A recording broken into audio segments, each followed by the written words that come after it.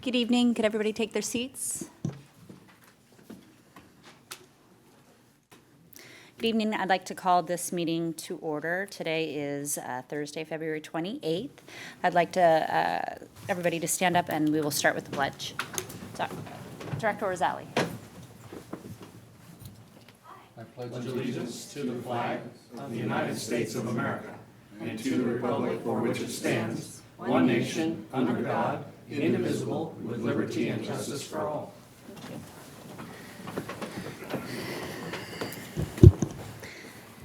Metro Cable announcement. The open session meeting is videotaped for cablecast on Metro Cable 14, replay on Sunday, March 3rd at 1 p.m. and Tuesday, March 5th at 9 a.m. on Channel 14. Webcast at www.sacmetrocable.tv. The open session meetings are also available for viewing on the district's website at www.metrofire.ca.gov. Now is the public's opportunity to discuss matters of public interest within the district's jurisdiction, including items on or not on the agenda. Are there any speakers, madam? Yes, we have two speakers this evening, Ms. Fatima Garcia and Ms. Sarah Gondinez. Welcome. Podium is yours.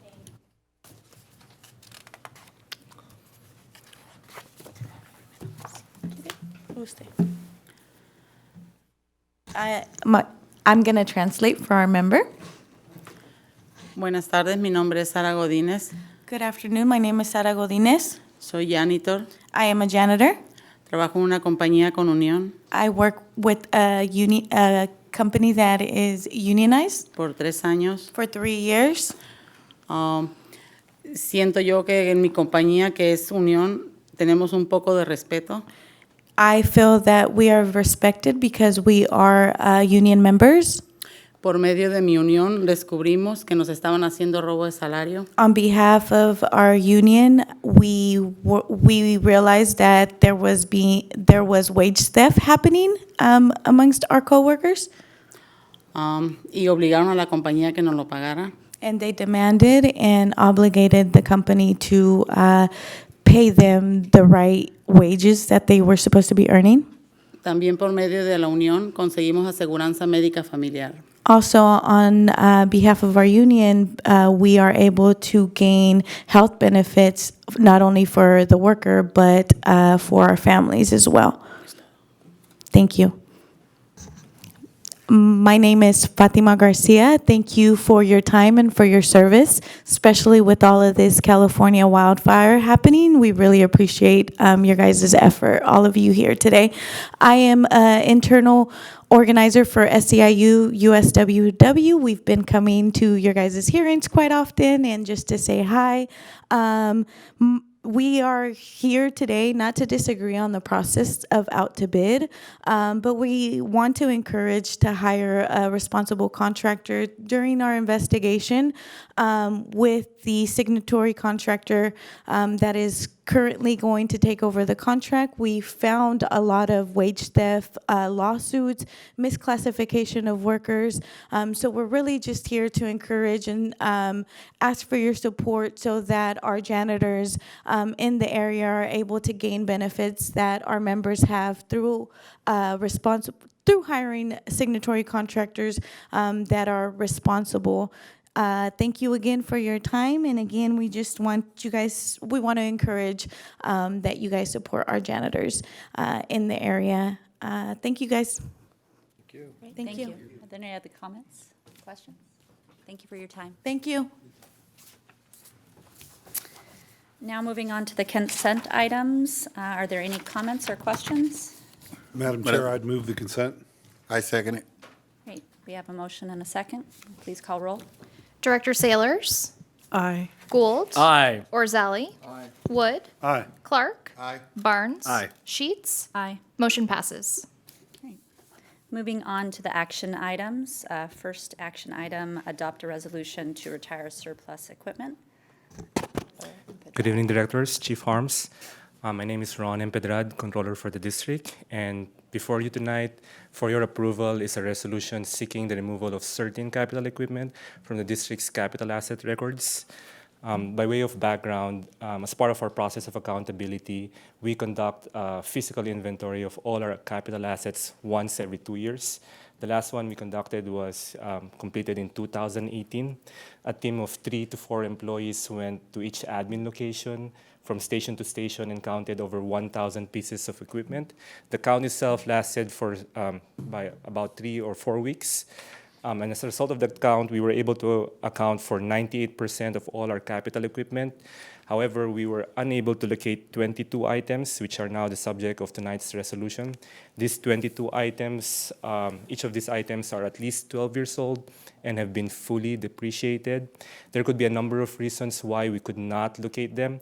One possible reason is that they were damaged and disposed of by district personnel, although the more likely reason is that they were sent in to the vendors for repair, and the vendors subsequently deemed them unrepairable and disposed them without informing the finance division. Another reason is that they could have been traded in for newer equipment. And one of those things that we did in order to prevent this from happening in the future is that we physically tagged and barcoded each item, each capital asset of the district, and informed the division managers that these barcoded items are subject to special reporting requirements, and anytime they're disposing these items, they need to inform the finance division, and that way we can request for the approval of the board. These items, as I've said, have zero book value, so disposing them now would not have any fiscal impact. So our recommendation is that the board approves this resolution, and we formally retire the assets and remove them from the district records. That's the end of my report. If you have any more questions, I'll be happy to answer. Any questions, concerns? Madam Chair, I make a motion, we adopt the resolution. I'll second. Great, we have a motion and a second. Can you please call roll? Director Sailors, Aye. Gould, Aye. Orzali, Wood, Aye. Clark, Aye. Barnes, Aye. Sheets. Aye. Motion passes. Thank you, directors. Thank you.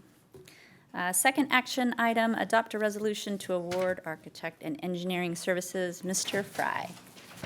Thank you, and good evening, directors, Chief Harms.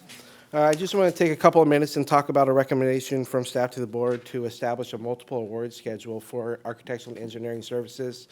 As noted in the staff report, this is a process or a strategy we have used in the past. The last agreement we had expired in 2016. Since then, staff has been doing a lot of work to refine our real estate strategy as far as growth, new station planning. But also, if you recall, last year we did the facility condition assessment. And with that information, we feel that we're better prepared to anticipate what kind of work we'll need to be doing under this type of contract for the next 5 years. So with that in mind, we released a new RFQ. Our focus in that RFQ is really the project we know about, which is the design of New 68 in Rancho Cordova, and other projects that we run into just in the course of doing our jobs. So with that in mind, to talk a little bit about the RFQ process, the evaluation panel really focused on 2 areas of concern, and that would be the firm's experience in completing similar projects, nature and complexity. We had 13 respondents to the RFQ, great turnout. All met the minimum qualifications, so really we were focused on nuances. And in this area, we were looking firms that had helped districts or departments of our size solve a multitude of problems and design issues. It could be relocation of stations, to tear down, build in place, kitchen remodels, whatever, anything that we may come across. And we were also particularly interested in professional design standards and new practices in design of new stations, best practices, new techniques, and so forth. And the second evaluation area that we were interested in was the qualification and experience of the team members. And this is really important to us. These are people that we'll be working with every day. While we appreciate the firm's experience, we want to have faith and confidence in the people we're working with, that when we pick up the phone or email, they're there to pick up. Within that, we are also interested in sub-consultants. In this line of work, you would often work with an engineering firm, and they would have a list of sub-consultants. To give you an example, we're particularly interested in making sure that there are cost estimators, so that when we propose a project, we know that project's going to come in on budget. And we're also interested in something like a traffic engineer to make sure that as we site stations and locate them, that our response time out of the station is a critical part of what we do and how we deliver service. So to have that expertise available to us was really important. So with that said, our recommendation is to move forward with the 5 firms that you see listed in the staff report. I will make note, 2 of them are local here in Sacramento. One is in Walnut Creek, another is in Sonoma, and the third is in San Luis Obispo. So in California, lots of California experience, again, with large fire districts similar to us or departments. And with that is the end of my report, and I'd be happy to answer any questions. Thank you. Any questions, comments? Thank you for that. Madam Chair, I make a motion that we adopt the resolution to award architecture and engineering services as identified by staff. I'll second. Great. We have a motion and a second. Can you please call roll? Director Sailors, Aye. Gould, Aye. Orzali, Aye. Wood, Aye. Clark, Aye. Barnes, Aye. Sheets. Aye. Motion passes. Thank you. All right, moving on to reports. President's report. I do not have anything to report. Moving on to the fire chief's report. Chief Arms. Good evening, board members. A number of us tonight have our Class A uniforms on. Earlier this evening, we went up and they had the transfer of command for Chief Johnson up in El Dorado Hills. A very well-attended event and very, very well attended by Metro Fire and the members of Metro Fire all up there. It's been a busy couple weeks. We continue to have our command staff and daily staff meetings. On the 19th, I attended the Mayor's State of the City address. One of the other things that we have, again, continued to do with the new fire chief in the city is on the 25th, the exec staff of the district along with the exec staff of the city met together. It's a monthly meeting. It really drives consistency in operations between our 2 organizations. Training was a topic that we discussed quite a bit about, and dispatching, and where we're at today and where we're going in the future with dispatching. We had a labor management meeting on the 27th that was well attended by both management and labor. We had our, you had a report earlier tonight with the Finance Committee, but on February 4th, we had our mid-year budget review that was reported out. Most things is on target for where we expected to be this time of year. A couple of, or just one reassignment. Last time we talked about a Special Operations Battalion Chief assignment. Chris Green interviewed for the position with a number of candidates, and Chris Green will take that assignment, and he starts on the 11th of March. The other one is one of our SRPs. Brian McGoldrick was promoted from EMT to paramedic and completed his time as now a paramedic with us out there. That ends my report unless you have any questions. Any questions, concerns? No. Thank you, sir. Moving on to the operations report. Chief Bridge. Good evening, directors. Eric Bridge, Deputy Chief Operations, and I have a brief report for you this evening. It's been busy. It's continuing to stay busy. As Chief Wagaman reported a couple weeks ago, the trend is continuing to rise, as are the water levels. Right now, we've had about 14 building fires since February 14th. We've also had close to 4,000 calls. Our EMS and our calls on the EMS side with AMR, we've responded to about 3,000 dispatches, and we're transporting about 73% of the time. So we're keeping consistent there. Also wanted to note that what we have coming up for our members is we have promotional opportunities coming up at the end of March for our captain's exam, and then we also have a battalion chief's exam coming up in May. And so some of the things that we're doing, and I think Chief Wagaman may have mentioned too, some of the training we got going on. One of the other things that we have coming on up next week is our Captain's Academy that runs Monday through Friday. So it's just this, more of the things that we're continuing to do for our members as we want to, when they go to that next level of supervision, we want them to be prepared. So we'll be spending about 40 hours with them next week, and we're looking forward to that.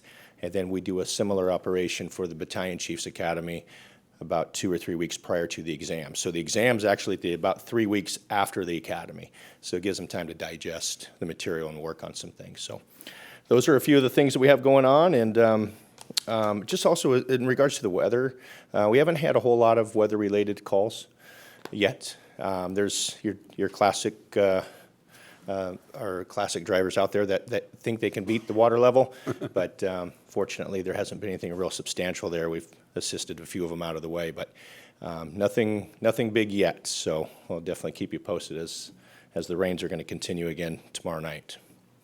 Any questions? That's it for my report. All right, great, thank you, sir. Okay, thank you.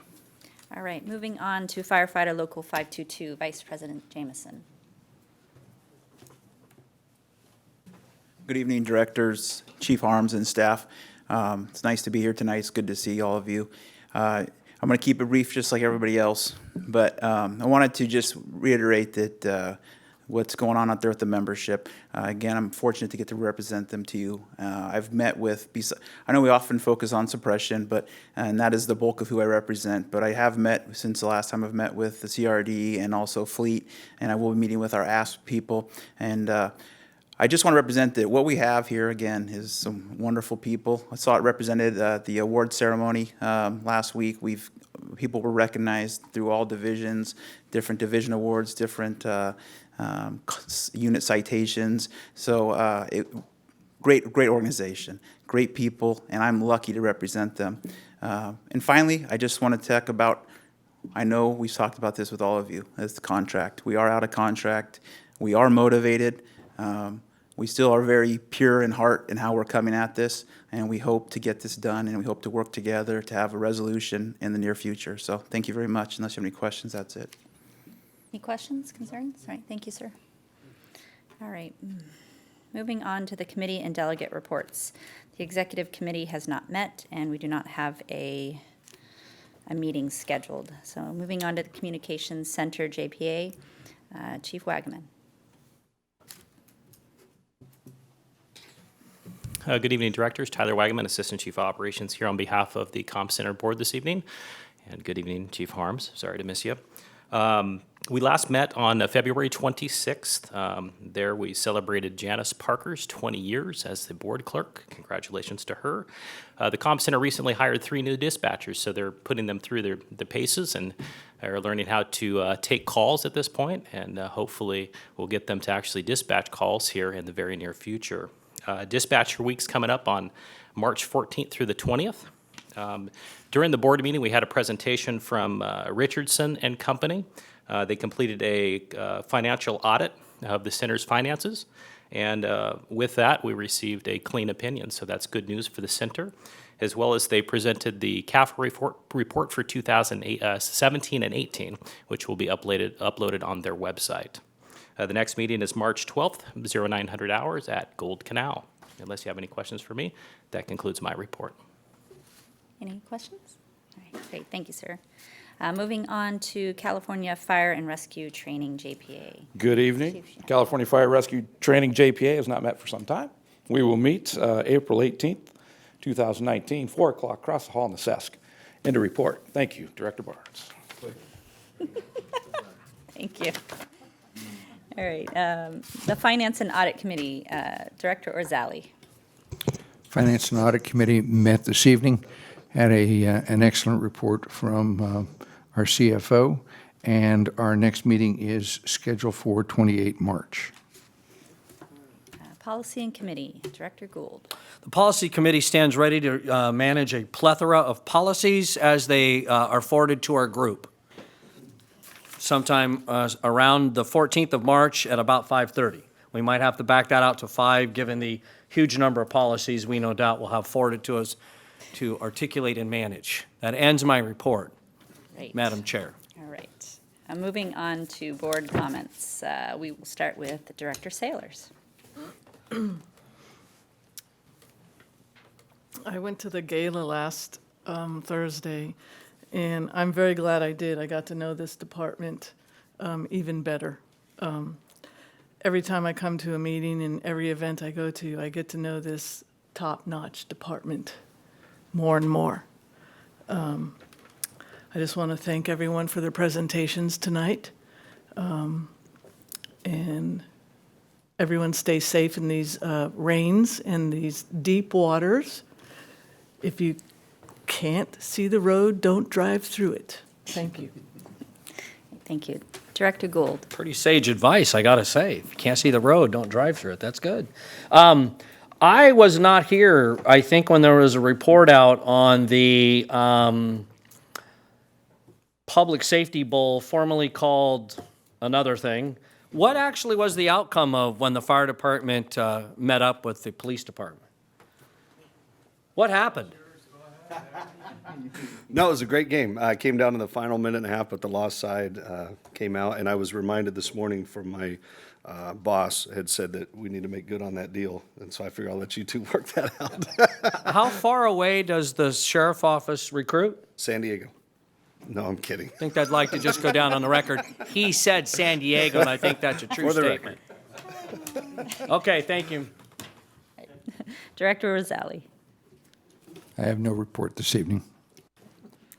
We will start at the end. Director Barnes. Thank you very much, Madam Chair. The gala I was unable to attend, but I want to say congratulations to all the recipients of that. I was out of town, but I was looking forward to go to that if possible.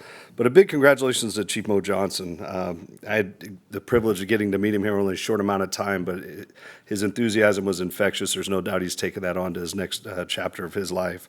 But to be able to have Metro Fire there and represent him, all of them probably thought they wished they had as many personnel up there as what came to give him credit for. So, but again, just congratulations to everybody. Thank you for everybody's doing. We know the wet weather is going to continue. It's going to flood, so be safe. Take care of yourselves as well. So thank you.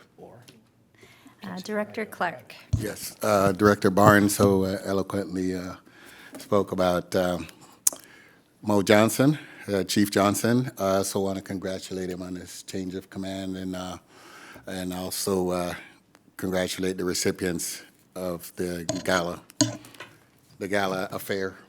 That's all I have, Madam Chair. Thank you. All right, Director Wood. Thank you, Madam Chair. Like Director Barnes, I got stuck out of town and wasn't able to make it to the gala, but congratulations to all the award recipients there. I want to thank Ms. Garcia, Ms. Godinez for again coming. It's always good to hear from people in the public and get an idea of what is concerning them. Like everyone's already said, congratulations to Mo Johnson. El Dorado got a good guy, and I know he's going to do good things up there. And last, I want to say I probably to Captain Vestal just because he's the one that usually does these things. But awesome story in KCRA about the drones for our river rescue. So it was great to see that. Love to see all the press that you and your other PIOs do. So thanks for doing that. Thank you, Madam Chair. All right, I'd like to thank everybody for the presentations tonight, and I too would like to congratulate Chief Johnson. It's great that he's going to be close partnering with our department. So with that, the meeting will be adjourned, and the next meeting will be on March 14th here at 6 p.m. Thank you. You did it.